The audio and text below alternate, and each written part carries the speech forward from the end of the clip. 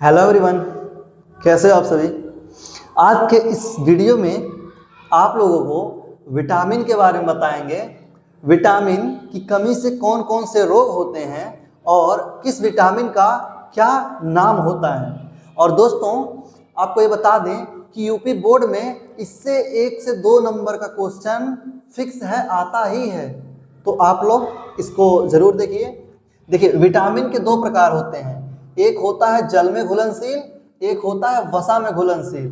जो जल में घुलनशील विटामिन होता है उसको हमें रोज डेली के लाइफ में लेना आवश्यक पड़ता है, क्योंकि वो हमारे शरीर से खत्म होता रहता है। इसके दो कंपोनेंट होते हैं, एक होता है विटामिन बी, एक होता है विटामिन सी।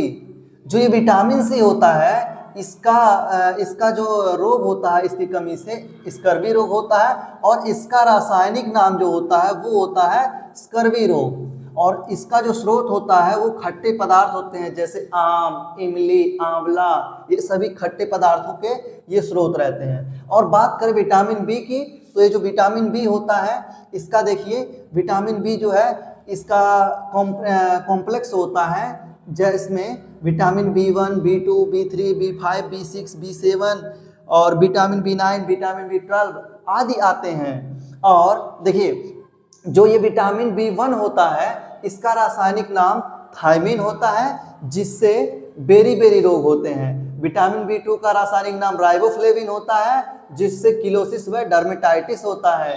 विटामिन B3 का रासायनिक नाम निकोटिनिक अम्ल होता है, जिससे पैलाग्रा रोग होता है। विटामिन B5 का नाम पेंटोथेनिक अम्ल होता है और इससे डर्मेटाइटिस रोग होता है। और बात करें विटामिन B6 की, तो इसका रासायनिक नाम पायरिडॉक्सिन और इससे रोग एनीमिया होता है, जिसे रक्त अल्पता बोलते हैं। विटामिन B7 को विटामिन H भी बोला जाता है, जिसका रासायनिक नाम बायोटीन होता है, और इससे 2 रोग होते हैं, जो चर्म रोग होता है और बालों का झड़ना भी होता है इसकी कमी से। और दोस्तों बात करें विटामिन B9 का, तो इसको हम लोग फोलिक अम्ल बोलते हैं, और इससे माइक्रोसाइटोसिस और रक्त अल्पता बीमारी होती है।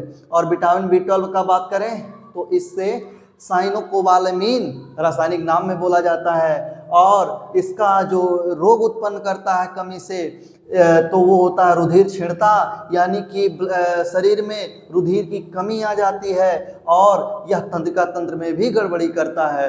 और दोस्तों हम तो जाने यहाँ पे जल में घुलनशील विटामिन की, अब बात करते हैं वसा में घुलनशील विटामिन की। तो इसके लिए आपको याद करने के लिए एक नाम बताते हैं, कीडा, KEDA।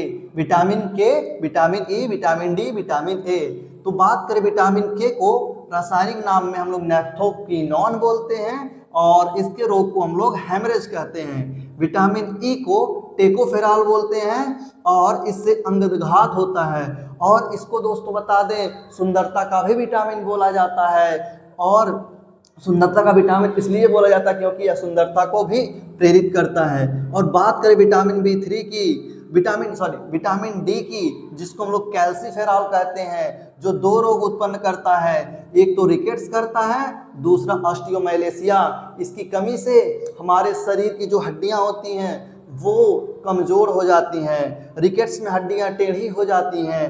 तो इसका जो स्रोत होता है ये दूध, दही, अंडा, मांस आदि में विटामिन डी पाया जाता है। और बात कर विटामिन ए को, जिसको रेटिनॉल कहते हैं, ये 2 रोग को उत्पन्न करता है जब कमी रहती है इसकी।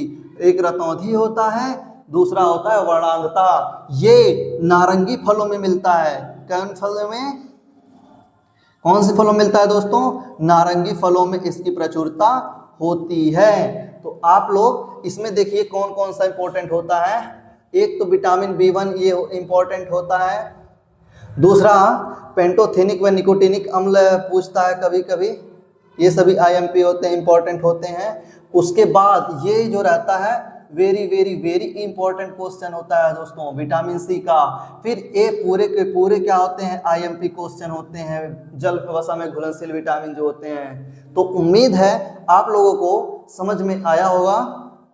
तो अब के लिए इतना ही रहने देते हैं, मिलते हैं नेक्स्ट वीडियो में किसी नेक्स्ट टॉपिक के साथ। Thank you.